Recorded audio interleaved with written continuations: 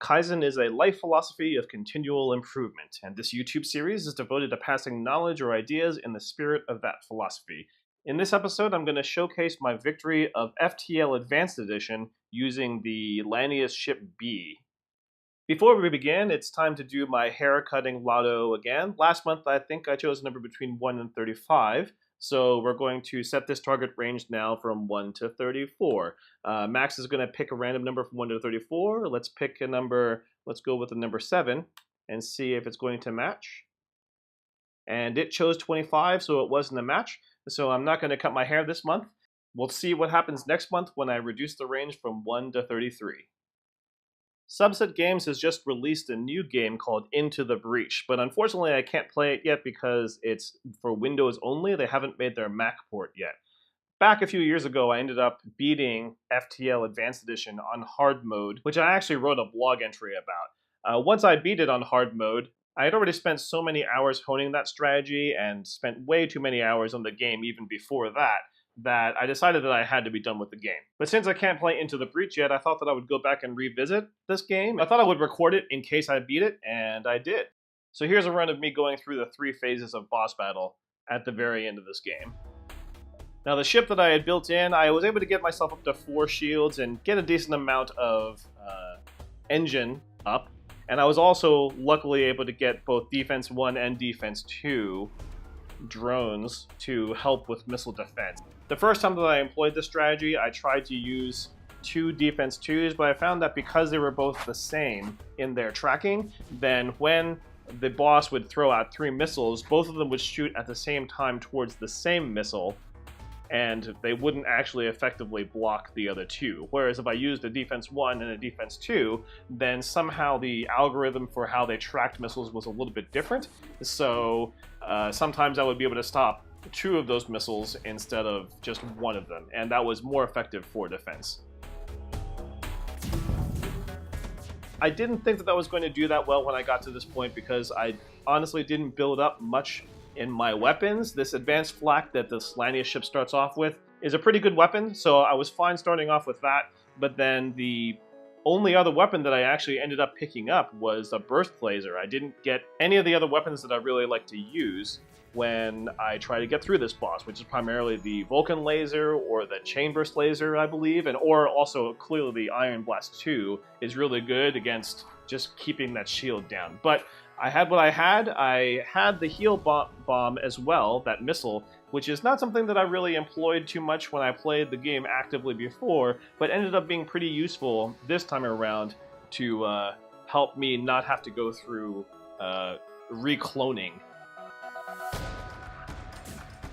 Now the 3 augments that I had on my ship were what was given to me from the Lanius ship, which was the emergency respirators. The second one was advanced weapons charge, I believe, where it charged up my weapons a little bit more quickly, like maybe 10%. And then the third one was drone scrambler.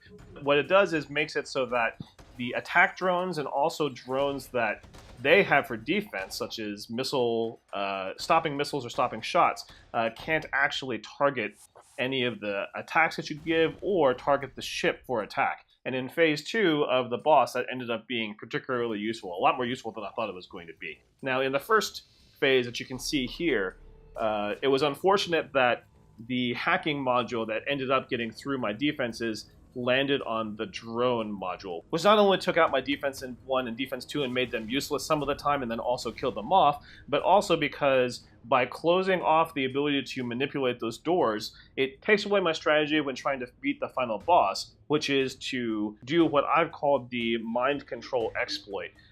Basically, the way it works is that if you mind control an enemy, then because that enemy is now considered friendly under your control, then it means that you have the ability to teleport them as if they are friendly and return, quote-unquote, them to your ship. If the ship doesn't have a teleporter of their own, then that means that that crew member has no way to get back to their own ship. I also found out through experimentation that if you have a full crew, and if there isn't anything significant that needs to be repaired, then an enemy, while mind controlled, just decides that they want to occupy the oxygen room, and they just stand there until the mind control wears off.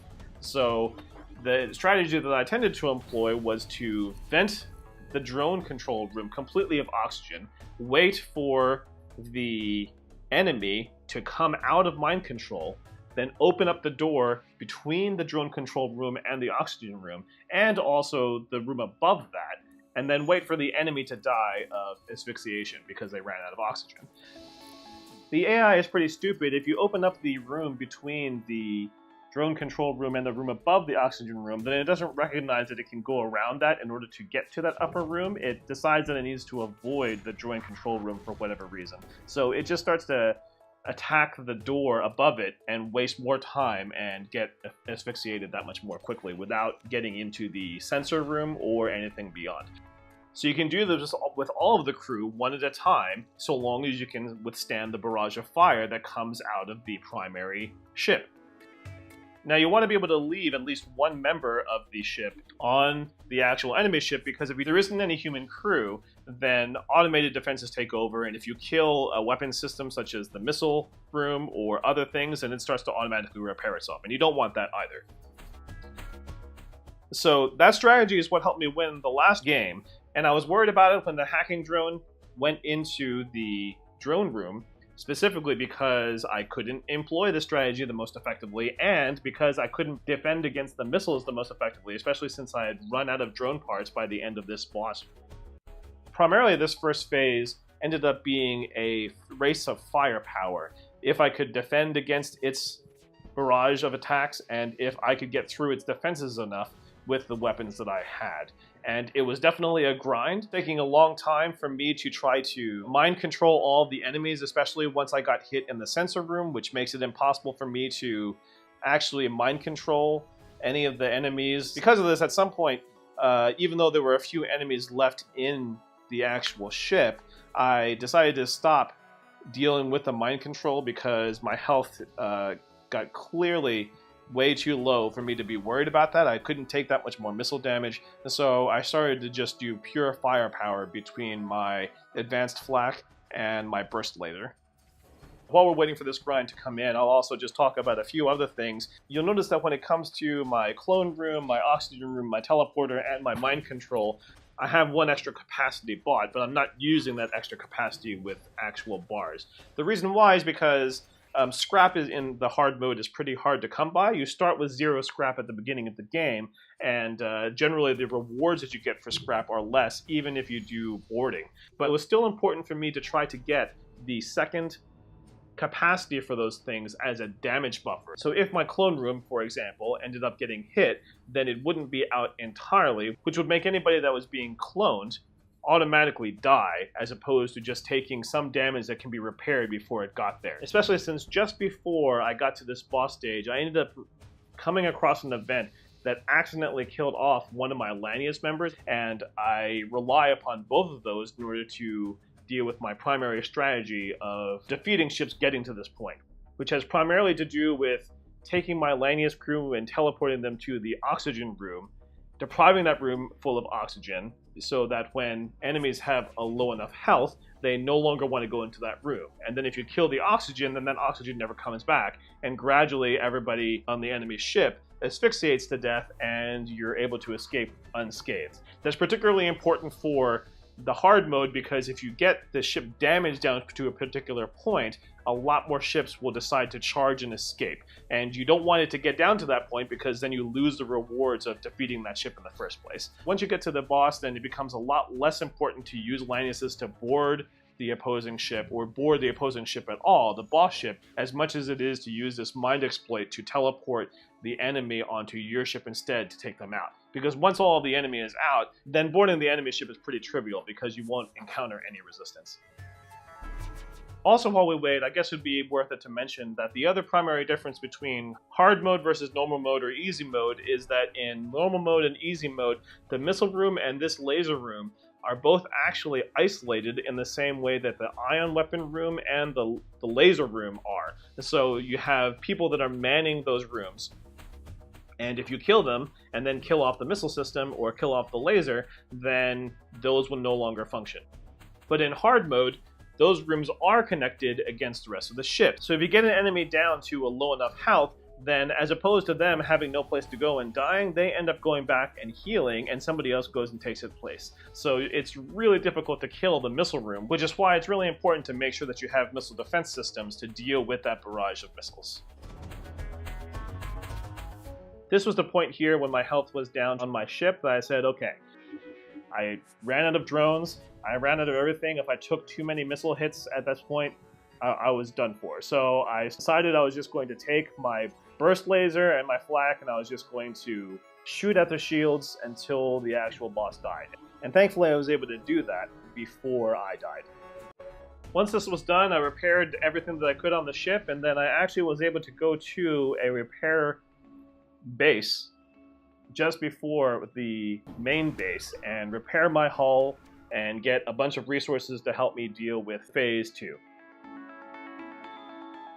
Now, Phase 2 is primarily about drones, and again, since I had the drone scrambler, that meant that a lot of the drones in the drone attack that happens in the middle of this phase, and also the drone, you can see that the Defense 2 drone that the boss has circling its shield is confused, and it's going to end up being confused the entire way, which means that I was able to get almost all of my shots in to the actual boss without any of them being deflected.